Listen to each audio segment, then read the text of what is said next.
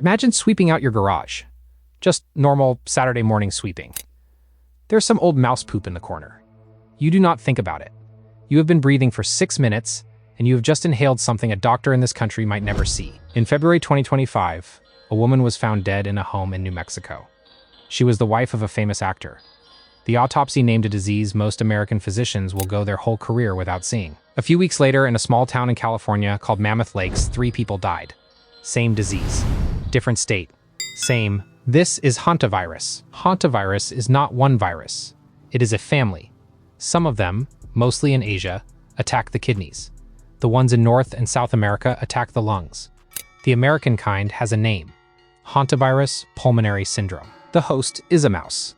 Specifically, in most of the United States, the deer mouse. Small, big eyes, white belly, lives in barns, sheds, attics, and any cabin you have not opened since November. Here is the thing about the deer mouse.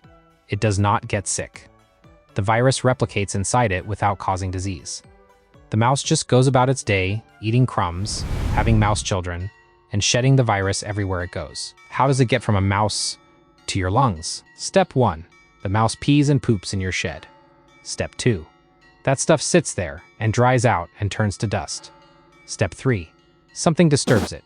A broom, a vacuum, a door slamming, a breeze. Now it is in the air.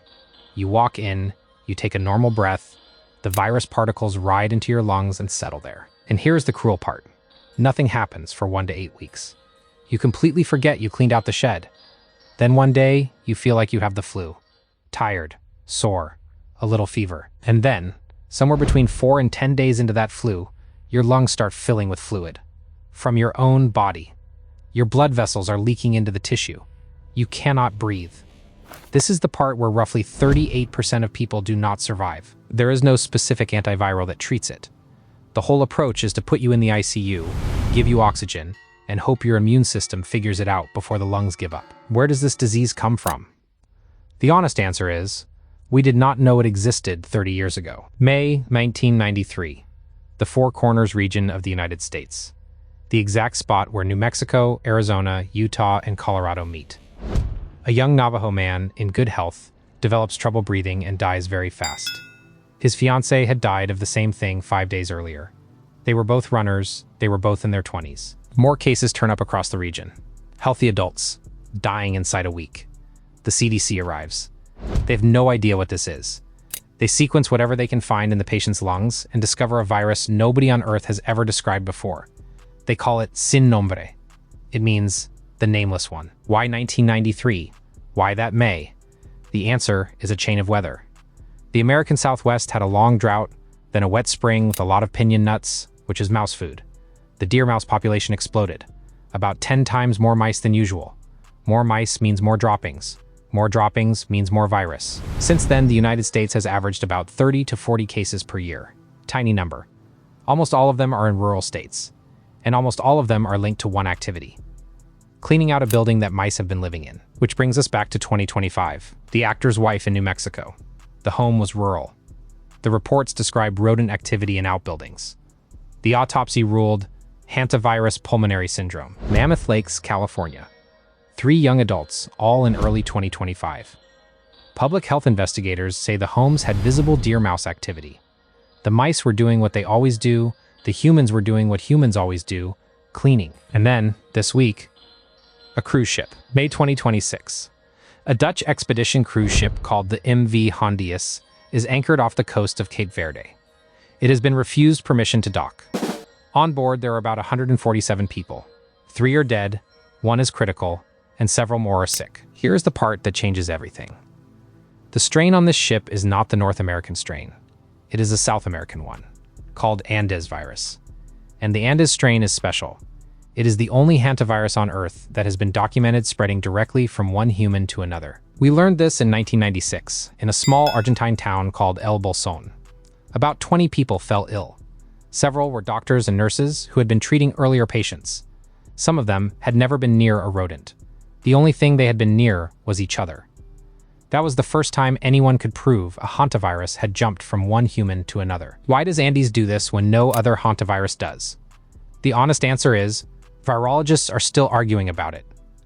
The leading idea is that Andes replicates in the human respiratory tract longer and at higher levels than its cousins, which gives it more chances to be coughed up and inhaled by someone else. None of the North American hantaviruses do this, so far. The leading theory, according to Argentine officials, is that one couple on the ship picked up the virus before they boarded, on a birdwatching tour out of a town called Ushuaia, at the southern tip of South America.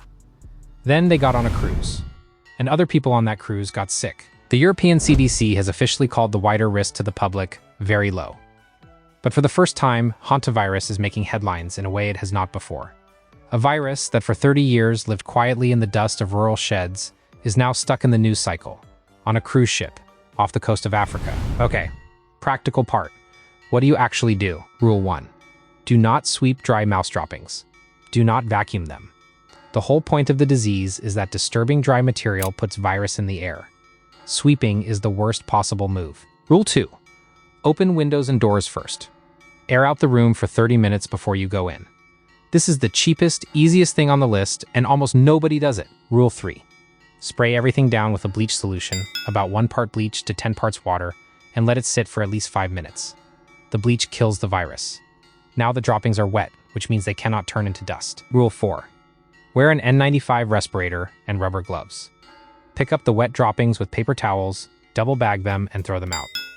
Wipe everything else down with the same bleach solution. Wash your hands when you are done. If you live in a city, walk around in regular hardware store hardware, and have never seen a deer mouse, your real-world risk is basically zero. The virus needs a rural setting and a closed-up space full of dust. The 2024 cases were almost all in 9 states. But if you have a cabin, a barn, an old shed, or a rental in the mountains, this is a video to remember the next time you open the door in spring. The mouse does not look dangerous. The droppings do not look dangerous. The dust is the dangerous part. So in simple terms, there is a virus that lives in mice that do not get sick. It rides their droppings into the corners of buildings. It waits for someone to disturb the dust. About 1/3 of the time, the person who breathes it in does not get up. It is rare. The rules are simple. Do not sweep. Air it out. Bleach. Mask. That is the whole video. Hit subscribe if you would like more disturbing facts about diseases nobody talks about. Or do not. The mice will still be there.